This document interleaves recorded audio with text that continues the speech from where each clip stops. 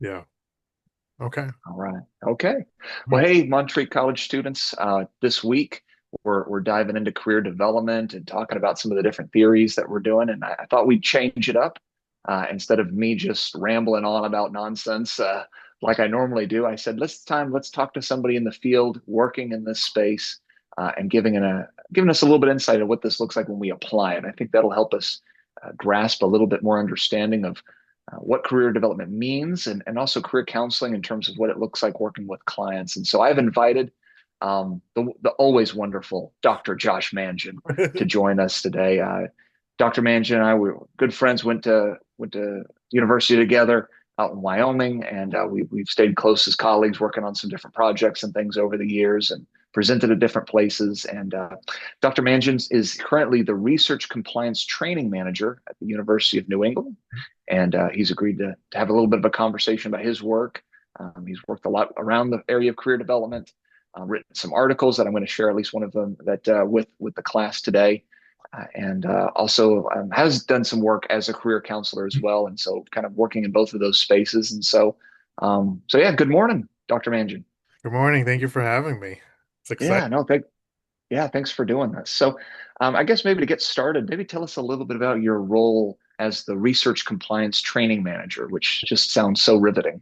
Yeah, it's a very complicated, loaded term to really get down nuts and bolts. So basically, what my job is and how this corrects connects to career development and my background as a career counselor and mental health counselor is my role is to really focus on ways to develop future researchers as well as to uh, prepare researchers to engage in high quality research. And an additional component focusing on mentoring relationships, developing leadership development skills, and then career development skills for researchers.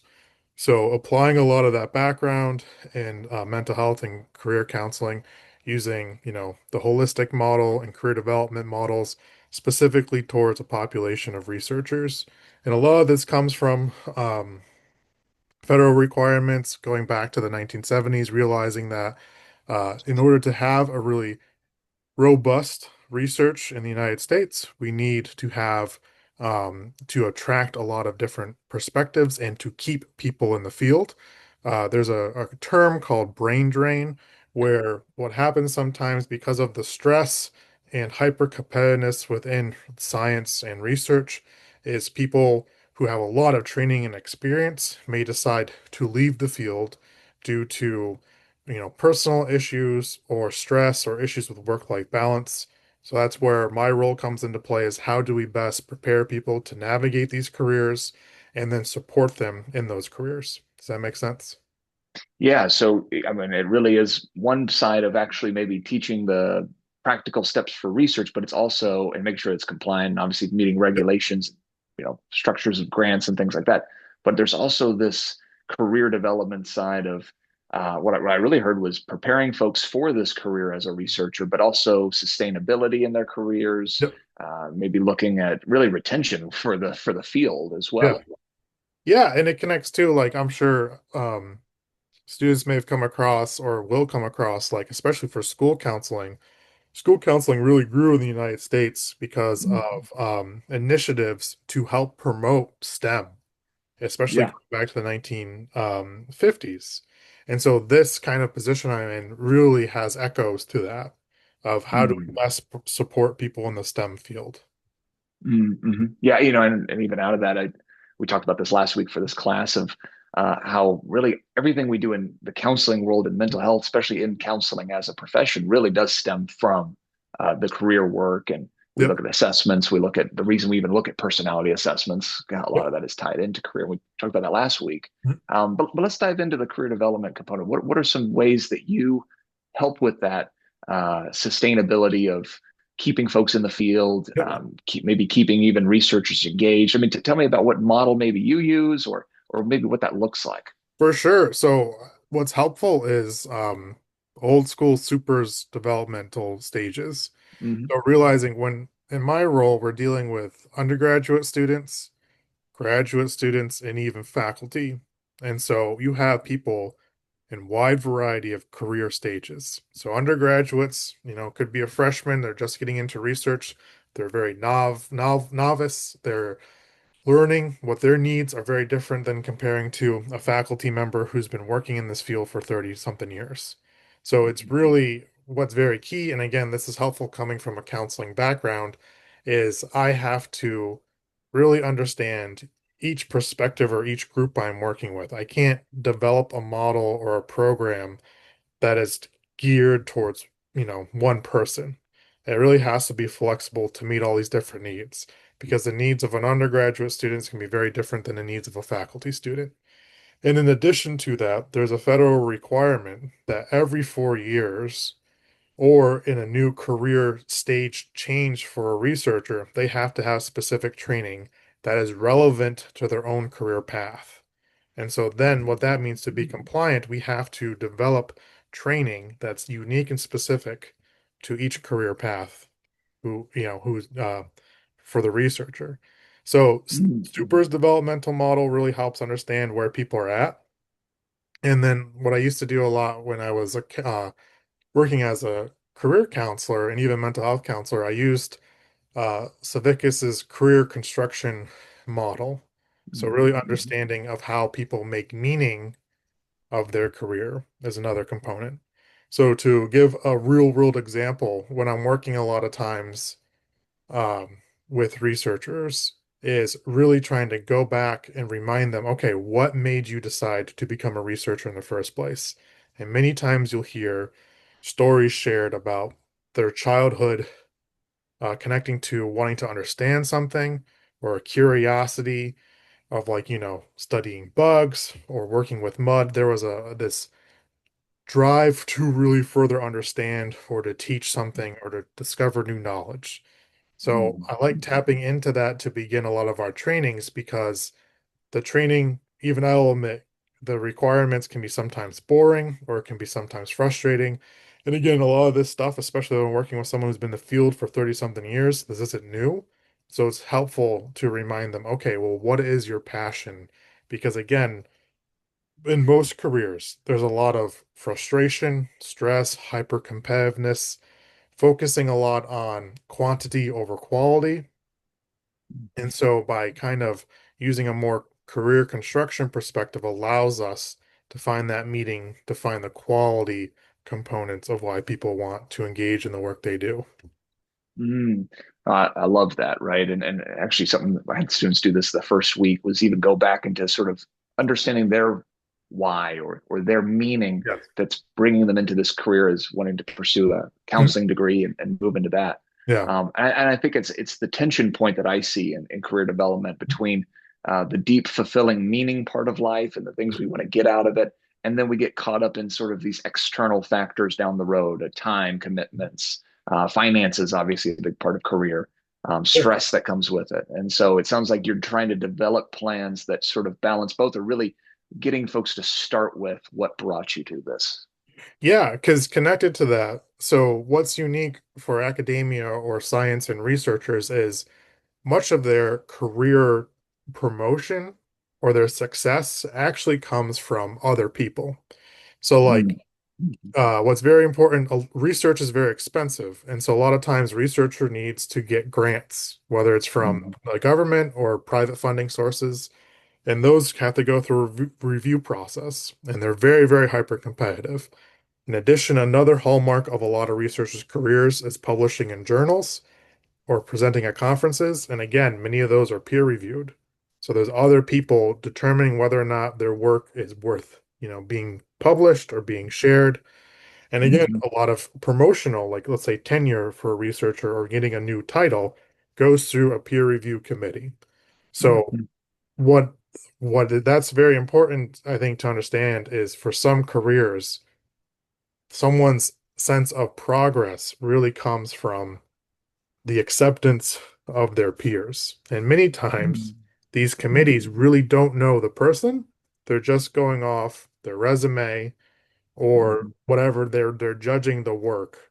And that Mm. can be very difficult, especially, insecurities, stress, development of kind of like this persona or imposter syndrome that's really common just because related to the mechanism of how a career is seen as successful when we talk about research. Mm. Does that make sense? Yeah, yeah. Well, it shifts your perspective of how you evaluate yourself because Mhm. it completely externalizes those standards. And Yeah. gosh, if this was a research course we were having this discussion about, I'd love to get into sort of the tension point between innovation and research Yeah. and really conformity, because I think peer For sure. review structures it in that Yeah. way Yeah. heavily. But we can save that for the research class if I end up teaching that one. Mhm. Let's kind of segue with that because I think that is a huge tension or really a conflict or a challenge that a lot of researchers face. What are some common career development, uh, maybe we call them speed bumps or things that maybe that you work with in your training or in this sort of program you develop where you're trying to help get people through? I mean, here part of that the butting heads or maybe just feeling that defeat from maybe not getting accepted, as you said. Yeah, it's the what commonly I think, and this is so even connecting back to working as a career counselor and a mental health counselor, I worked a lot at college counseling centers, and Mm-hmm. so imposter syndrome was a very common Mm-hmm. feeling which comes to careers. And Mm-hmm. imposter syndrome to me is this feeling of like I don't belong here, or like I'm not good enough to be here, and I'm worried eventually people are going to find out like I really don't know what I'm doing. And Yeah. that's very common, and especially in roles where traditionally you're seen as an expert in something and you're communicating your expertise. That is very, very common feeling. And so it's navigating that. Another component too is a lot of times you see that there's conflicts with relationships at work that comes up. Mm-hmm. So it could Mm-hmm. be, just working on a team. Oh, my dogs are barking right now. That's all right. Yeah. They're Uh, welcome to join. so anyway, I'll let them run by real quick. All right. No, Yeah. yeah, go ahead. So the conflicts with working on a team. So like it could be having just a difficult boss or a difficult, coworker. That's very common. In addition, so just to connect that to my current role is um we have to navigate what we think called research misconduct. So let's say someone reports that this researcher is not doing what they're supposed to do. Many times, these reports stem from a falling out in a relationship. And this is really Mhm. common with Mhm. authorship or getting credit for something. So Mhm. that's another common thing. We have imposter syndrome, we have difficulties with relationships at work, and the third one is definitely a work-life balance. And Mhm. because culturally, because there's so much hyper competitiveness within research, there's an expectation to always be productive, to always be working. And I see this most with students and early career professionals. They're working, you know, 80 hours a week, sometimes more. They always feel like they have to work, and they Mhm. they put their professional goals over personal goals, and that can cause a lot of conflicts. So a lot of role Yeah. conflicts. So those are probably the three most common barriers. Yeah. Well, I think those are all, I mean, right on the money from my experience working with folks and even just my own career life. You're going to see all of those pop up and I think as our students going into the field of counseling, it's Yeah. all of those I think are relevant Yeah. to sort of where we're at. And so let's maybe go into your time as a career counselor. Um, what are some of the ways that you helped folks address those? And I imagine you probably use the super theory as well as career construction as in a way as well. But I think what I hear when you say all of those, and this is something the students have heard me say already over the last 2 weeks, is I always think in the West we associate career with identity, and so Yeah. all of the things you just talked about are really not about a job, but they're about who we are. Right? Yeah. Are we competent enough? Are we accepted by peers? And so I don't know. I guess maybe that's how I think about it. But but For but tell sure. me a little bit about how you work with folks in those three areas. Yeah, I mean that connects like definitely the models that I used a lot in career counseling and mental health counseling, because sometimes it's very hard to separate them because we're Mm-hmm. talking about identity. So like the existential models of meaning making came up a lot. and also the psychodynamic. Like Freud Mm, famously said that, usually people come to for counseling based upon issues with either love, friendship, or work, right? And we can mhm, even Adlerian got into that too, the different life spheres of work, love, and friendship. And so with that, it's really the identity piece is really important. And then it's also, I think, sometimes it's been helpful to really kind of question assumptions about career. And question may mm, not be the right term, but really have a conversation. Because many times I think it's so easy, you know, just in society to hear what we should be doing about career. We get a lot of advice about career. And I think even now, which is how much social media is about career or expectations, there's so many messages. And so even a portion of career counseling, and there's different models for this, is giving space to really understand what messages are important, what messages may not be important, and then connecting to that, there's a lot of interventions that explores values related to career. So mhm, famously, mhm, some career models use what they call value card deck, and then you mhm, sort those mhm, cards on the values that most resonate for you. So mhm, it's really, to simplify that, a lot of the work for career counseling is really getting down into what does someone value and want out of their life. Because I tend to mhm, take a career perspective model that doesn't just define career as a job, because there are volunteering elements that get into career. There's absolutely. hobbies that, like for me, gardening is a big part of my life. And so, like, what was helpful, there's um, occupational therapy has a very interesting definition of a career versus work. Work is usually something you get paid to do, career is something that gives you meaning. And I think Mm, that's another mhm, helpful way mhm. to Oh, I approach love career that. development. Yeah. Yeah.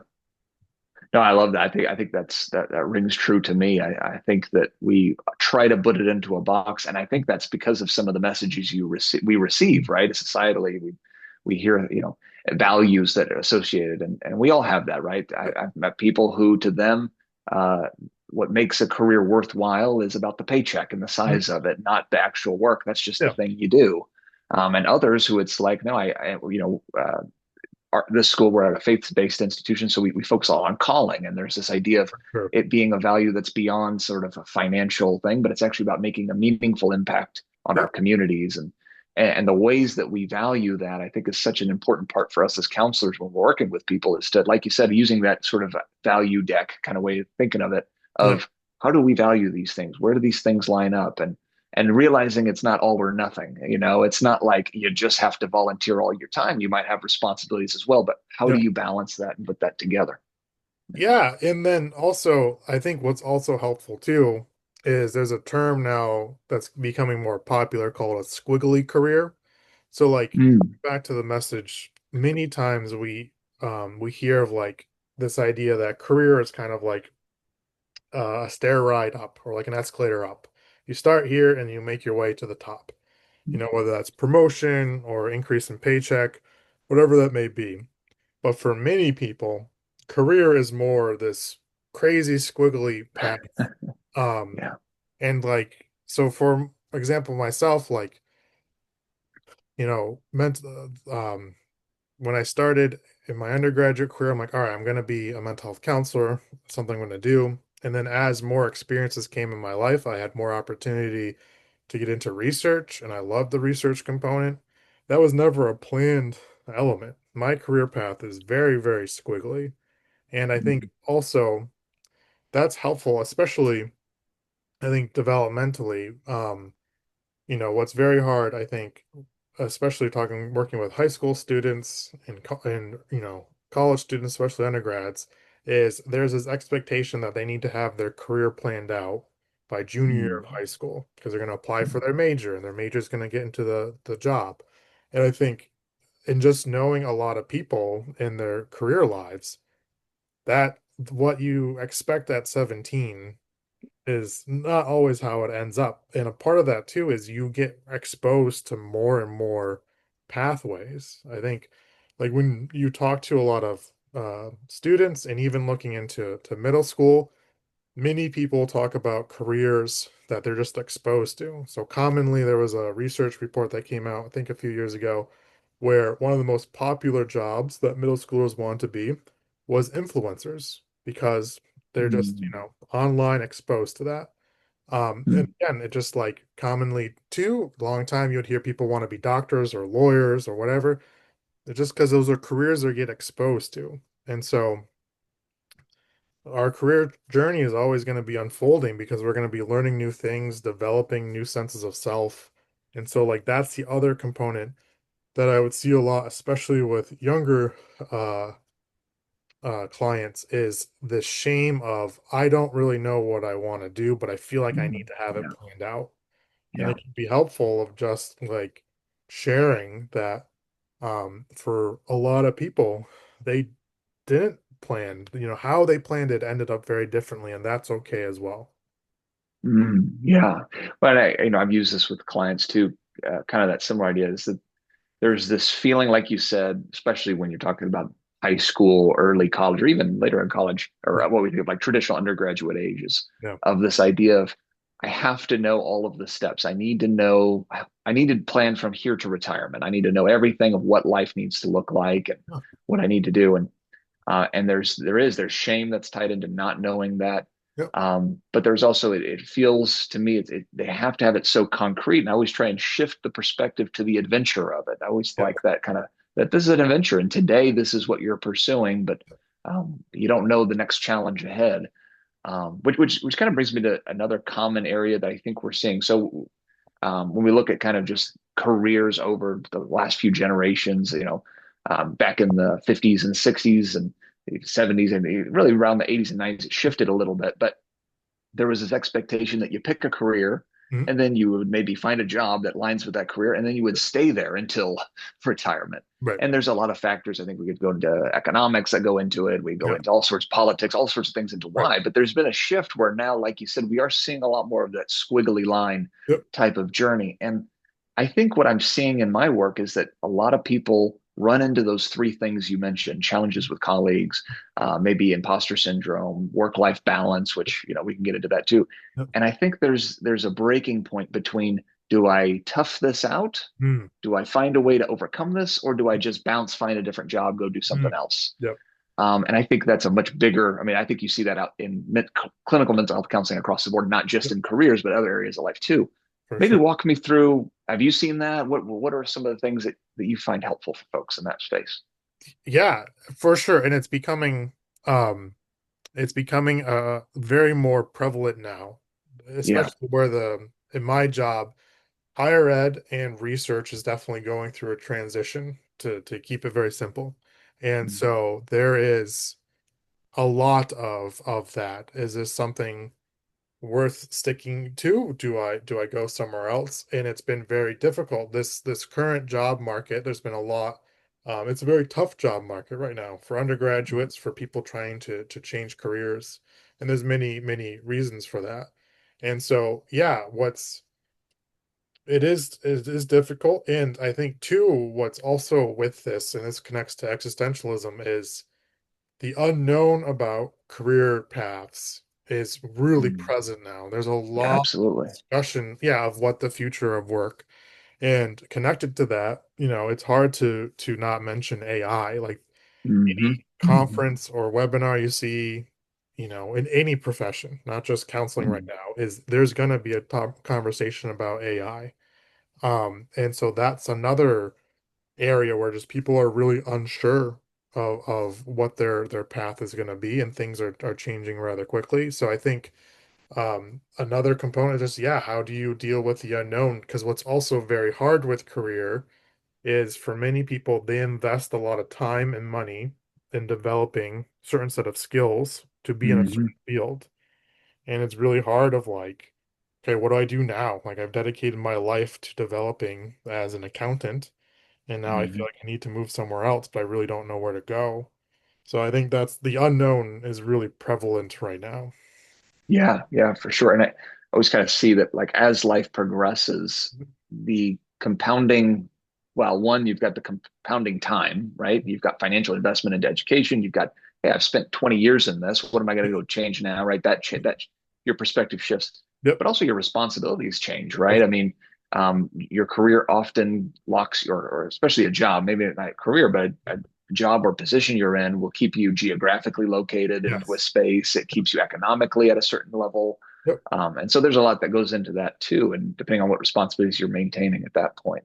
Yep. I just see that seems to be coming. I think you're right. I think, is certainly a big conversation as we talk about career, and I know we'll continue that in this course, talking about how it's shifting and how do Yep. you stay on top of that. But I want to be mindful of time, and I know you got other things you got to do, but I've appreciated this. I hope the students I'm sure they have enjoyed getting to listen to this and hear how you're thinking through it. Now, and I really appreciate you talking about your career development, a little bit of sort of the paths you've taken. You've been a career counselor, you've been a clinical mental health Yep. counselor, you've done this work. You're speaking to students that are in a career class, which, as we know, not always everybody's favorite. Oh I yeah. love it, but it's Yeah. not always everybody's favorite. But Yep. a lot of these students are kind of that second year or early second year, Mhm. or into first year part of the program. I guess I wondered any words of wisdom or any kind of advice you'd like to share with them, something you've learned about being a counselor that they can take with them as we're wrapping up. Yeah, I think the first thing is I kind of mentioned too, like from my experience is it's very hard to separate career counseling from mental health counseling sometimes. Now, granted, that may be just again, most of my work was at colleges, and so like that could be the population I was working with. But I Mhm. think really it's I totally understand the annoyance of like taking a career class. I've been there too. I remember my day. One of the worst classes I had was career development. But it's very helpful to understand. And I think the best thing too is it's okay not to know.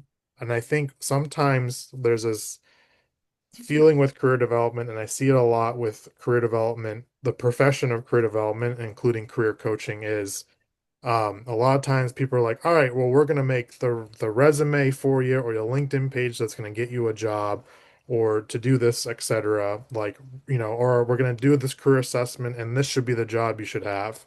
And I think really that can be very tricky. And I Mhm. think incorporating again like client-centered approach is like this is about giving the opportunity for someone to really take initiative with their own life is we can Mhm. provide them tools and then different assessments or different this is what a resume can look like, but really giving the space for someone to make it their own unique element of it, and then also having a deeper conversation about stuff. And I think sometimes with career, it seems very superficial of like, all right, we're Yeah. just going to understand your interests. Again, if we take a more holistic view, career is how we make meaning. It's the stuff we do with our daily life. Mhm. Mhm. So there's so much more rich components of career that can be talked about. So that would be my thing is really just have a conversation of what jobs may mean to someone, what career, how they define career. Like even you mentioned too, like the calling component. Some people, vocation can bring up a lot of positive meanings too. A vocation can be a calling to something. Mhm. So it Mhm. gives an opportunity to really to have a conversation with the client to get more understanding of, their motivations, their interests, their beliefs, and it can be very just I'm looking for those values. So I think again, to sum that all up, it's like go deep. It can be helpful to go Yeah. sometimes with career. Oh, I love it. I love everything you just said there. Because you're so right. I think historically, and even today to some extent, career counseling, career development work, it often does feel very prescriptive, right? Take this assessment, see what Holland says that you think you should do, or what aligns up with your personality, and then let's do a resume. Let's get you an interview. Yep. Boom. Let's do it. Yep. And I think doing that, we miss such a huge part of what it could be. Mhm. And I think I love that, encouraging students to see career not as the end all be all, but Yep. as actually the doorway to understanding these people a little deeper. Yep. and realizing that it's really just, I mean, we're getting a little psychodynamic, but it's really the career is a representation, right, of Yeah. things under the surface. And so being willing to go there with clients, that's wonderful. Well, wait, Dr. Manager, I really appreciate your time. Thanks for chatting with us. And students, I'm going to post the article that Dr. Manager wrote on this sort of this maybe you could even explain it, but it was Yeah. really about the role of gardening, the role gardening can play in terms of career development. And so I think you'll find it insightful. Mhm. So, yeah. Awesome. All right. Well, thanks again. All right. Thank you.